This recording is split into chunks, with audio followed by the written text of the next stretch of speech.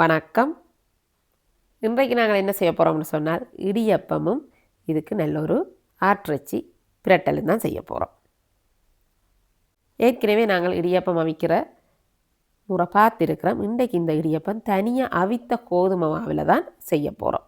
இப்போ நாங்கள் இதை எப்படி செய்கிறோன்னு சொல்லி பார்ப்போம். முதல்ல நாங்கள் இந்த ஆட்டிறைச்சி கறியை வச்சுக்கொள்ள போகிறோம். இதுக்கு நான் 1 கிலோ ஆட்டிறைச்சி எடுத்து ஓரளவான துண்டுகளாக வெட்டி கழுவி எடுத்து வச்சுருக்கிறேன். இதில் எலும்பெல்லாம் சேர்த்து தான் இதில் வச்சுருக்கிறேன். இதோட இந்த கறிக்கு தேவையான வெங்காயம், மிளகாய், இஞ்சி, உள்ளி, தக்காளி எல்லாம் எடுத்து வச்சுருக்கிறேன். முதல் சட்டியை சூடாக விட்டு இதில் ஒரு 2 மேசக்கரண்டி அளவான எண்ணெய் சேர்த்துக்கொள்கிறேன்.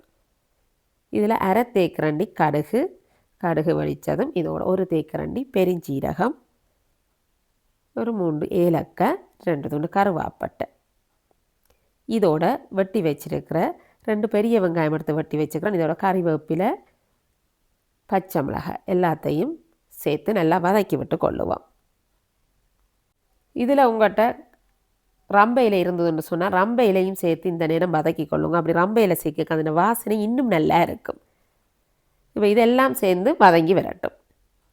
இதே நேரம் நான் அங்கே இட்லி பாத்திரத்தில் மாவை அவிய வச்சுட்டேன். உங்களுக்கு தேவையான அளவு மாவு எடுத்து இட்லி பாத்திரத்தில் தண்ணியை நல்லா கொதிக்க விட்டுட்டு அதில் ஒரு 35லேருந்து 40 நிமிஷம் அளவுக்கு அவிய வச்சு எடுத்துக்கொள்ளணும். இப்போ இது வதங்கிட்டு இருக்கக்கே இதில் பாருங்கள் இஞ்சி, உள்ளி எடுத்து வச்சுருக்கிறேன். இதையும் நல்லா அரைச்செடுத்து இதோட சேர்த்து அதில் பச்சை மணம் போகிற அளவுக்கு சேர்த்து வதக்கி விட்டுக்கொள்கிறேன். இப்போ இதெல்லாம் சேர்த்து வதங்கி வந்துட்டுது. இப்போ இந்த நேரம் இதோட 1 தேக்கரண்டி மஞ்சத்தூள், 1.5 மேசக்கரண்டி அளவு மிளகாத்தூள் உங்களோட உரைப்புக்கு ஏற்ற மாதிரி பார்த்து சேர்த்துக்கொள்ளுங்க. சேர்த்து அடுப்பில் நெருப்பை நல்லா குறைச்சி போட்டு வதக்கி விட்டுக்கொள்ளணும். இப்படி ஒரு 2 நிமிஷம் வதக்கிட்டு நாங்கள் பிறகு எல்லாம் சேர்க்க அந்த கறியின் நிறம் பார்க்குறதுக்கு கொஞ்சம் நல்லா இருக்கும். அதால் இந்த நேரம் தூளெல்லாம் சேர்த்து நல்லா இப்படி வதக்கி விட்டு கொள்ளுங்க. இப்படி வதங்கி வந்த பிறகு தான் இதோட தக்காளி சேர்த்து கொள்ள போகிறேன். ஒரு நல்ல பழுத்த தக்காளி எடுத்து கொஞ்சம் பெருசாகவே வெட்டி வச்சுக்கிறேன். இதையும் சேர்த்து இது நல்ல ஒரு நசிகிற தன்மைக்கு வரணும். அந்தளவுக்கு வதக்கி விட்டு கொள்ளுவோம். இதை வதக்கிட்டு இருக்கக்கே இதுக்கு கொஞ்சம் உப்பையும் சேர்த்துக்கொள்கிறோம். இந்த நேரம் நாங்கள் கொஞ்சம் உப்பை சேர்த்து வதக்கினோம்னு சொன்னால் எல்லாம் சேர்ந்து விரைவாக வதங்கி வந்துடும். நாங்கள் ஆட்டிறைச்சி கறி வேறு முறைகளில் வைக்கலாம். ஆனால் இந்த முறையில் வைக்கையும் இந்த சுவை இன்னும் நல்லா இருக்கும். இப்போ இதெல்லாம் சேர்ந்து நல்லா வதங்கி வர அளவுக்கு விட்டுக்கொள்கிறேன். இப்போ எல்லாம் சேர்ந்து நல்லா வதங்கி வந்துட்டு இப்போ உங்களுக்கு பார்க்கக்கே தெரியும் பாருங்க, தக்காளி எல்லாம் நல்லா நசிகிற தன்மைக்கு வதங்கி வந்துட்டுது. இப்படி வந்த பிறகு இதோட இறைச்சியை சேர்த்துக்கொள்ளுவோம். இறைச்சியை சேர்த்துட்டு இதுக்கு தேவையான உப்பையும் சேர்த்துக்கொள்கிறேன். கல் உப்பு தான் சேர்க்கிறேன். உங்களோட உப்புண்ட சுவைக்கேற்ற மாதிரி பார்த்து சேர்த்துக்கொள்ளுங்க. இப்போ எல்லாம் சேர்த்துட்டு எல்லாம் சேர்கிற அளவுக்கு கலந்து விட்டுக்கொள்ளுவோம். கலந்துட்டு ஒரு 2லேருந்து 3 நிமிஷம் மூடிய போடாதீங்க. இப்படியே கிடக்கிற கிளறி கலந்து விட்டு கொள்ளணும். இப்போ இனி இதுக்கு மூடிய போட்டு அவிய விட்டு கொள்ள போகிறோம். இந்த நேரம் இதுக்கு நீங்கள் தண்ணி எதுவும் சேர்க்காதீங்க. இதில் இருக்கிற அந்த தண்ணி தன்மையிலேயே இறைச்சி ஒரு 20லேருந்து 25 நிமிஷம் அளவுக்கு அவிஞ்சு வரட்டும். நாங்கள் ஆட்டிறைச்சி கறி வைக்க நல்லா பொறுமையாக இறைச்சி நல்லா அவிய விடணும். இப்போ இதுக்கு மூடிய போட்டு அவிய விட்டு கொள்ளுவோம். இடக்கிற எடுத்து கிளறி விட்டு அவிய விட்டு கொள்ளணும்.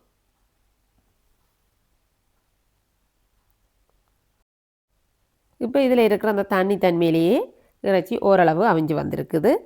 அதே நேரம் உங்களுக்கு வெளியில் பார்க்கக்கே தெரியுது அந்த நல்ல தண்ணி தன்மை இருக்குது. இப்படி இருக்க இதுக்கு தேவையான தண்ணியை சேர்த்துக்கொள்கிறேன்.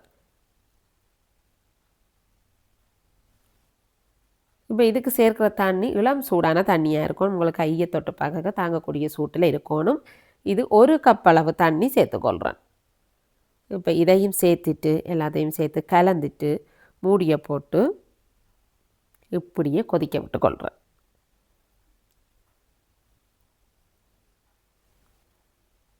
இப்போ எனக்கு மாவு அவிஞ்சு வந்துட்டு மாவை இறக்கி இந்த கட்டிகளை பெரிய கட்டிகளை ஒரு உதிர்த்து போட்டு அரிச்சு விட்டு கொள்ள போகிறேன். நான் சூட்டோடு அரிக்கிறேன். உங்களுக்கு சூட்டோடு அரிக்க கஷ்டம்னு சொன்னால் நல்லா ஆற விட்டுட்டு மிக்சி கப்பில் போட்டு ஒரு சுத்து அரைச்செடுத்து அரித்து கொள்ளலாம். ஆனால் நாங்கள் சூட்டோட அரிக்க இலகுவாக அந்த கட்டியெல்லாம் நல்லா இலகுவாக உதிர்த்து அரிக்கக்கூடியதாக இருக்கும். நீங்கள் இடியப்பத்துக்கு மாவு அரிக்கிறீங்கன்னு சொன்னால் இப்படி சின்ன கண்ணுள்ள அரிதட்டு எடுத்துக்கொள்ளுங்க. அப்போ தான் உங்களுக்கு அந்த கட்டைகள் இல்லாமல் இடியப்பொருளில் இந்த புளியக்க இலகுவாக இருக்கும், இல்லை அதில் மாட்டப்பட்டு கஷ்டமாக இருக்கும். இப்போ இது எல்லாமாவையும் நான் அரிச்சு கொள்ள போகிறேன். இன்றைக்கி நான் கொஞ்சம் அதிக அளவு மாத்தான் அவிச்சு எடுத்துருக்கிறேன். ஏன்னு சொன்னால் நாங்கள் இப்படி மாவை அவிக்க கொஞ்சம் அதிக அளவாக அவிச்சு அரிச்சு போட்டு நல்லா ஆற விட்டு வாளியில் போட்டு வச்சோம்னு சொன்னால் 2-3 மாதத்துக்கு உங்களுக்கு பழுதாகாது. நல்லா ஆற விட்டுட்டு போட்டு வைக்கணும். இப்போ இந்த ஈரக்கரண்டி எல்லாம் வச்சு எடுக்கக்கூடாது. அப்படி பாவிச்சோம்னு சொன்னால் இப்படி நல்லா அரித்து வாளியில் போட்டு தேவைக்கு உடனே எடுத்து இடியப்பமோ புட்டோ அவிச்சு கொள்ளலாம். அதெல்லாம் நான் இன்றைக்கு கொஞ்சம் அதிக அளவான அரிச்சு கொள்கிறேன். இப்போ நான் மாவெல்லாம் அரிச்சு எடுத்துட்டேன். இதில் ஒரு 3 கிலோ அளவுக்கு இருக்குது. இதில் இருந்து ஒரு 3 கப் அளவு மாவில் தான் இன்றைக்கு இடியப்பம் வைக்க போகிறேன். உங்களோட தேவைக்கேற்ற மாதிரி மாவுண்ட அளவை பார்த்து எடுத்துக்கொள்ளுங்கோ. இதோட 1.5 மேசக்கரண்டி அளவு உப்பையும் சேர்த்து கொள்ளுவோம். நான் இந்த நேரம் உப்பு சேர்க்குறேன். நீங்கள் இல்லைன்னு சொன்னால் இதை ஊற்றி குழைக்கிற தண்ணிக்கு கூடி உப்பை சேர்த்து கரைச்சி போட்டு விட்டு குழைச்சி கொள்ளலாம். இதை சேர்த்துருக்கா கலந்து போட்டு தண்ணியை விட்டு குழைச்சி கொள்ள போகிறோம். இடியப்பம் நாங்கள் நல்ல இலகுவாக செய்திடலாம். மாவையும் அவிச்சு ஏற்கனவே வச்சிட்டோம்னு சொன்னால் நினைச்ச உடனே செய்யலாம். நாங்கள் அதில் குழைக்கிற பதத்தை சரியாக தண்ணியை சேர்த்து குழைச்சிட்டோம்னு சொன்னால் உங்களுக்கு புளியறதுக்கும் இலகுவாக இருக்கும். இதில் நான் தண்ணியின் அளவு சொல்லி இல்லை. இதில் சேர்க்குற தண்ணி நல்லா கொதிச்சு கொண்டிருக்கிற தண்ணியில் தான் சேர்த்து குழைக்கிறேன். இது எப்படி இதுக்கு சேர்த்த தண்ணி நல்லா அளவுன்னு பார்ப்பீங்கன்னு சொன்னால் தண்ணியை சேர்த்துட்டு ஒரு அகப்பக்காமல் இப்படி சுற்றி கிளறுங்கோ. கிளறைக்கு எல்லா மாவும் எல்லாம் சேர்பட்டு வர மாதிரி இருக்கணும். அந்த அளவுக்கு இருந்தால் தான் உங்களுக்கு இடியப்பம் நல்ல மென்மையாயும் உங்களுக்கு புளியறதுக்கும் இலகுவாக இருக்கும். இதுக்கு நீங்கள் ஒருவேளை தண்ணியை குறைய சேர்த்துட்டீங்கன்னு சொன்னால் புளிய இறுக்கமாக இருக்கும். மற்ற அதிகமாக சேர்த்தாலும் கொஞ்சம் பிசுபிசுப்பு தன்மையாக உங்களுக்கு அந்த இடியப்பம் ஒட்டுப்படுற மாதிரி இருக்கும். பாருங்க, இப்போ எனக்கு எல்லாத்தையும் இப்படி கலந்துட்டுருக்க எல்லாம் ஒன்றோட ஒன்று சேர்கிற மாதிரி இருக்குது.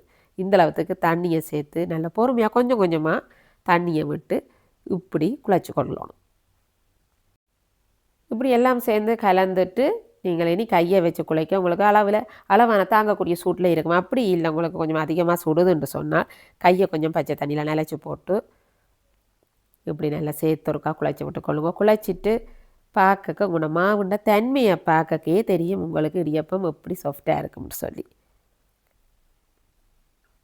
பாருங்கள், கையிலையும் ஒட்டுப்படையில்லை. அதோட மேலால் அமர்த்தி பாருங்கம்மா, நல்லா சாஃப்டாக இருக்குது. இப்போ இடியத்துக்கு மாவை குழைச்செடுத்துட்டோம். இனி நாங்கள் இடியப்பத்தை புளிஞ்சு கொள்ள போகிறோம். இடியப்பம் நாங்கள் எல்லாருமே இலகுவாக செய்யக்கூடிய சாப்பாடு. அதோட பொதுவாக எல்லோரும் விரும்பி சாப்பிட்றதும் இது. நாங்கள் இந்த மாவை குழைக்க அதில் பதத்தை மட்டும் நீங்கள் தண்ணியை அவிச்ச கோதுமை மாக்குன்னு சொன்னால் நல்லா கொதிச்சிட்ருக்குற இந்த தண்ணி இப்படி சேர்த்து குழைச்சிங்கன்னு சொன்னால் நல்ல இலகுவாக புளியக்கூடியதாக இருக்கும். இப்போ இந்த மாவில் இருந்து நீங்கள் புளிய போகிற உரலுக்கு வச்சுக்கொள்ளுங்கோ. அளவாக உங்களோட உரலுக்கு ஏற்ற மாதிரி மாவு எடுத்து வச்சு இதில் புளிஞ்சு விட்டுக்கொள்கிறேன். நான் இதில் தான் புளிஞ்சு கொள்ள போகிறேன். நீங்கள் மர உரல்னு சொன்னால் உட்பகுதிக்கு கொஞ்சம் எண்ணெய் பூசிட்டு அதில் அளவாக மாவை வச்சு புளிஞ்சு விட்டுக்கொள்ளுங்க. இதில் நான் இப்போ எல்லா இடியப்பத்தையும் புளிஞ்சு கொள்கிறேன். இதே நேரம் நான் இந்த இடியப்பத்தை அவிக்கிறதுக்கும் தண்ணியை கொதிக்க விட்டுட்டேன். இடியப்பம் நீங்கள் புளியக்க நல்ல மொத்தமாக புளிஞ்சிங்கன்னு சொன்னாலும் அதில் சுவை உங்களுக்கு சாப்பிடக்க நல்லா ஆயிடாது. அதால் ஓரளவு மெல்லிசா இப்படி புளிஞ்சு கொள்ளுங்கோ. இந்த இடியப்பம் இப்படி நீங்கள் புளியக்கே உங்களுக்கு விருப்பம் என்று சொன்னால் இதில் நடுவில் கொஞ்சம் தேங்காய் பூ சீனி எல்லாம் கலந்து போட்டு வச்சுக்கூடி அவிச்சு சாப்பிடக்க இன்னும் நல்லா இருக்கும். விருப்பப்பட்டால் அப்படி செய்து கொள்ளுங்க. இந்த நேரம் எனக்கு இது புளிஞ்சிட்டு இருக்க அங்கால இறைச்சியும் பாருங்கள் ஓரளவுக்கு கறியும் எல்லாம் கொதித்து வந்துட்டு அதையும் ஒருக்கா பார்ப்போம். இப்போ இது ஒரு தடவை கலந்து விட்டுக்கொள்கிறேன். இதில் பாருங்கள் இன்னும் கொஞ்சம் தண்ணி இருக்குது. நான் நல்லா பிரட்டலாக இறக்க போகிறேன். அதால் திருப்பி கலந்துட்டு திருப்பி மூடியை போட்டு நல்லா வத்தி வர அளவுக்கு விட்டுக்கொள்ள போகிறேன். இந்த நேரம் உப்பெல்லாம் பார்த்து கொள்ளணும் அளவான்னு சொல்லி திரும்ப மூடியை போட்டு நல்லா வத்தி விரட்டும் அந்த அளவுக்கு விட்டுக்கொள்கிறேன். இப்போ எனக்கு இந்த கறி நல்லா அளவாக இறக்குற அளவுக்கு வத்தி வந்துட்டுது. இப்போ இதை அடுப்பை நிப்பாட்டி இறக்கி கொள்கிறேன். இதே நேரம் இடியப்பமும் புளிஞ்செடுத்தாச்சுது. இப்போ இதை அவிய வைக்கிறதுக்கு முதல் பாருங்கள் நல்லா தண்ணி கொதிச்சிருக்கான்னு சொல்லி நல்லா தண்ணி கொதிச்சிட்டு இதுக்கு பிறகு தான் தட்டுக்கு மேலே நாங்கள் இடியப்பத்தை வச்சு அவிய விட்டு கொள்ள போகிறோம். இதில் வச்சுட்டு இதில் மூடியை போட்டு தண்ணி கொதிச்சா பிறகு ஒரு 8 நிமிஷம் அளவுக்கு அவிய விட்டோம்னா காணும் நல்லா அவிஞ்சிடும். இப்போ இதை அவிய விட்டு கொள்கிறேன்.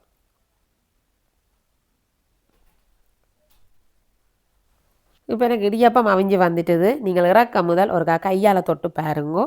கையால் இடியப்பத்துக்கு மேலே தொட்டு படக ஒட்டுப்படுற தன்மை இல்லாமல் இருக்கணும். இப்படி இருக்கும். எடுத்துட்டு இறக்கி எடுத்து உடனே இடியப்பத்தட்டிலேருந்து இருக்காதீங்க. ஒரு 2 நிமிஷம் விட்டீங்கன்னு சொன்னால் உங்களுக்கு எடுக்கிறதுக்கும் இடியப்பத்தட்டோட ஒட்டுப்படாமல் இலகுவாக எடுக்கக்கூடியதாக இருக்கும். பாருங்கள், இடியப்பம் நல்ல சாஃப்டாக வந்திருக்குது. இப்போ இதே மாதிரி எல்லா இடியப்பத்தையும் நான் அவிச்செடுத்து கொள்ள போகிறேன். இன்னும் ஒரு தடவை அவிக்கக்கூடியது இருக்குது. அதையும் அவிச்செடுத்தோம்னு சொன்னால் சரி, அங்கே கறியும் வச்சுட்டோம், இடியப்பத்தையும் அவிச்செடுத்து கொள்ளுவோம். கறி நல்லா ஆறி வந்தால் பிறகு இதுக்கு சிறிதளவு தேசிப்புளி சேர்த்துக்கொள்ளணும். இப்போ இதுக்கு தேசிப்புளி எல்லாம் சேர்த்து இறக்கிட்டேன். இப்போ இடியப்பமும் எல்லாம் அவிச்செடுத்தாச்சுது. நல்ல இலகுவாக செய்யக்கூடிய அதோட நல்ல சுவையான ஒரு சாப்பாடு. உங்களுக்கும் இந்த செய்முறை பிடிச்சிருந்துன்னு சொன்னால் நீங்களும் செய்து சாப்பிட்டு பாருங்கள். இனி வேறொரு நல்ல ஒரு செய்முறையில் சந்திப்போம். நன்றி.